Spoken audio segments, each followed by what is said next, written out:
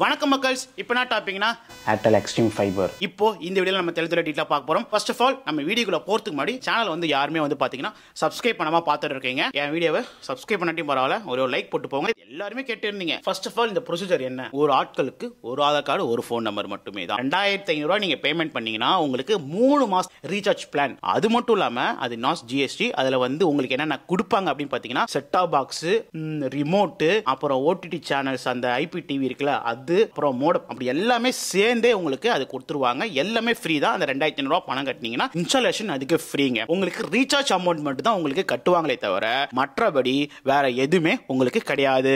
நீங்க 2500 பேமெண்ட் பண்ணிட்டு அதுக்கப்புறமா என்ன பிரதர் பண்ணணும் அப்படின்னு கேட்டீங்கன்னா மாதம் 699, அதாவது 699, அதை நீங்க மாதம் பேமெண்ட் பண்ணணும். அது உங்களுக்கு என்னன்னா 825, அது வந்து ஜிஎஸ்டியோட நீங்க அதை பேமெண்ட் கட்டணும்.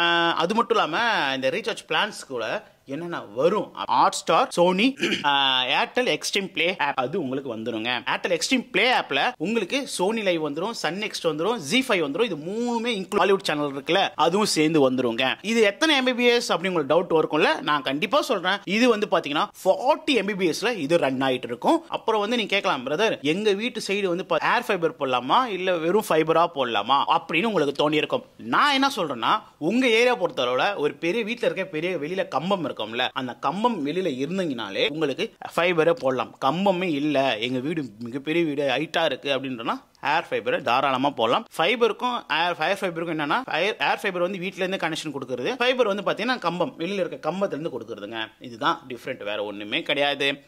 மத்தபடி இது உங்களுக்கு எல்லாமே தெளிவுபடுத்திருப்பேன். இந்த ஏர்டெல் எக்ஸ்ட்ரீம் ஃபைபரோட இன்ஸ்டாலேஷனோட வாங்கும் போது என்ன ப்ரொசீஜர் அப்படின்னு சொல்லி ஒரு ஃபுல் அண்ட் ஃபுல் தெளிவா டீட்டெயிலா சொல்லியிருப்பேன். அண்ட் ஓகே ஆயிஸ், அண்ட் இது சொல்றதுக்காக தான் இந்த வீடியோ மேக் பண்ணா. அப்படியே இந்த வீடியோ உங்களுக்கு பிடிச்சிருந்தா ஃப்ரெண்ட்ஸ் பேங்கெல்லாம் ஷேர் பண்ணுங்க.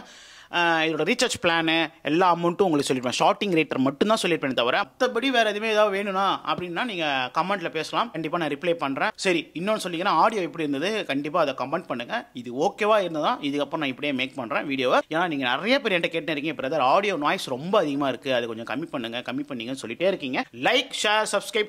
இந்த வீடியோ ஃப்ரெண்ட்ஸ் பேங்கெல்லாம் ஷேர் பண்ணுங்க, எனக்கு கொஞ்சம் மோட்டிவேஷனா இருக்கும். மேலும் ஒரு சுவாரஸ்யமான இதில் சந்திக்கிறேன். See you. Bye guys. Bye நண்பா.